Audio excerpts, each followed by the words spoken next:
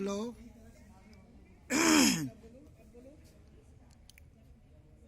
students of class 12 commerce. In this time, I am teaching you the development of Indian economics. In this chapter, we will discuss about informalization. Employment may broadly be classified as formal sector employment and the informal sector employment. Formal sector refers to organized sector of the economy. It includes all government departments, public enterprises and private establishments which hire 10 or more workers. Those working in the organized sector are called the formal workers. Okay? Formal sector में सारे organise sector की economy को लिया जाता है और इसमें जो है गवर्नमेंट के सारे डिपार्टमेंट, ठीक है, और अर्ध सरकारी डिपार्टमेंट, पब्लिक इंटरप्राइजेस और अच्छे जो प्राइवेट इस्टेब्लिशमेंट हैं, लिमिटेड कंपनियां या जिसमें कि 10 या 10 से अधिक वर्कर्स हैं, ठीक है, वो सारे फार्मल सेक्टर में आते हैं.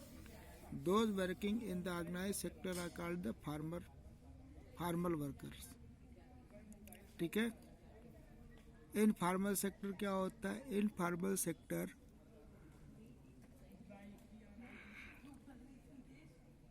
refers to unorganized sector of the economy. Okay. Informal sector क्या करती है? इकोनॉमी की अनऑर्गेनाइज सेक्टर को रिफर करती है. It include all such private enterprises which hire less than 10 workers.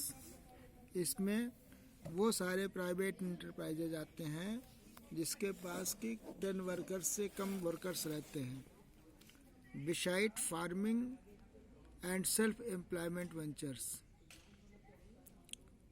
those working in unorganized sector are called the informal workers. Okay.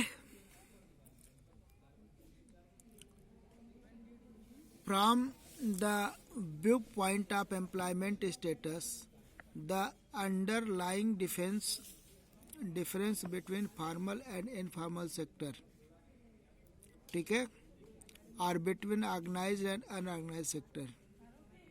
ठीक. Formal और informal sector के बीच डिफरेंस क्या होते हैं?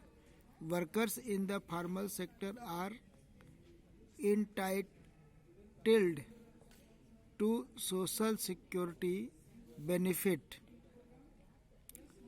ठीक है. फॉर्मल सेक्टर के अंदर जो वर्कर्स होते हैं उनको सोशल सिक्योरिटी बेनिफिट मिलती है, जैसे कि provident fund, gratuity, pension etcetera.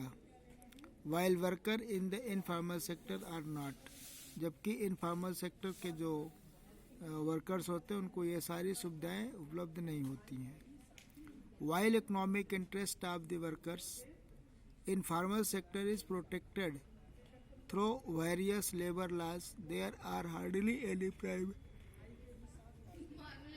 Protective laws for the informal sector. Means formal sector के लिए लेबर कानून, लेबर लॉ है, लेबर ऑफिसर है, ठीक है, और लेबर कोर्ट है. ठीक. लेकिन इनफॉर्मल सेक्टर में जो वर्कर्स काम करते हैं उनके लिए ऐसी कोई सुविधा उपलब्ध नहीं है. To protect their economic interest, workers in the formal sector can form trade union. No such union exists in the informal sector. मतलब अपने इकोनॉमिक इंटरेस्ट को प्रोटेक्ट करने के लिए फॉर्मल सेक्टर के जो वर्कर्स हैं वो ट्रेड यूनियंस बनाते हैं. जैसे मजदूर संघ बना लेते हैं. जैसे हमारे पिताजी थे बिजली विभाग में, तो बिजली कर्मचारी संघ बना था, बिजली मजदूर संघ बना था। ठीक है, 10वां गया। अब बिजली में ही दो जो थर्मल पावर से थे वो थर्मल पावर कर्मचारी यूनिट बनाए हुए थे, जो हाइड्रो पावर से थे वो हाइड्रो पावर कर्मचारी संघ बनाए हुए थे। तो इस तरह से क्या होता है कि आप जब फार्मल सेक्टर में काम करेंगे तो आपको अपना ऑर्गेनाइजेशन बनाने का या किसी ऑर्गेनाइजेशन में आपको काम किसी ऑर्गेनाइजेशन जुड़ने का आपको बराबर का मौका मिलेगा। लेकिन इनफॉर्मल सेक्टर में ऐसा कुछ भी नहीं होता है। ठीक है, informal sector workers are highly vulnerable and uncertain of the market. Informal sector क्या होता है? इनफॉर्मल सेक्टर के वर्कर्स का जो फ्यूचर है वो मार्केट के ऊपर डिपेंड चलता है। अगर मार्केट में उनके इंडस्ट्री का सामान बिक रहा है तब तो आपको बराबर काम करने का अवसर मिलेगा। अगर मार्केट में उनका सामान नहीं मिल रहा है, धीरे धीरे क्या करेंगे? ठीक है, वो आपको लीव करते जाएंगे। जैसे भी कोरोना काल में हुआ था, 2019 का जो कोरोना काल था, ठीक है, 2020 का जो कोरोना पीरियड था क्या था?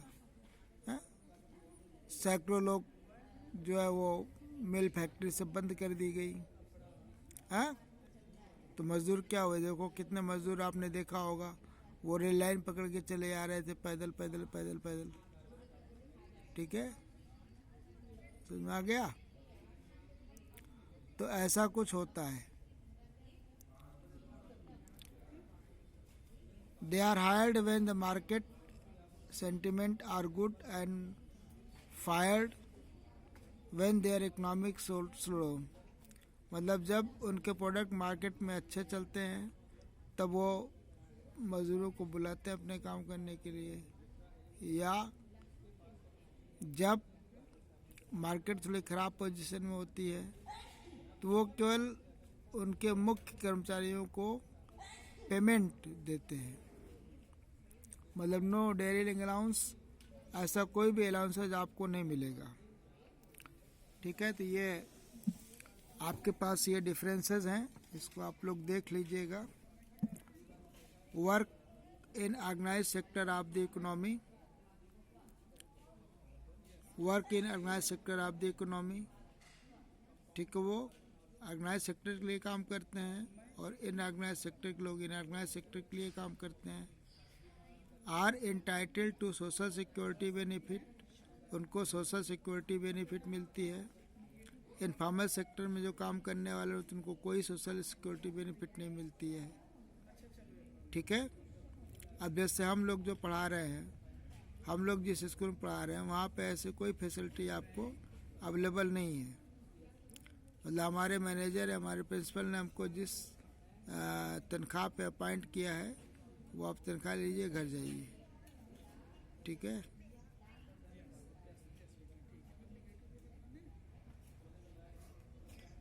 सुनाई बात?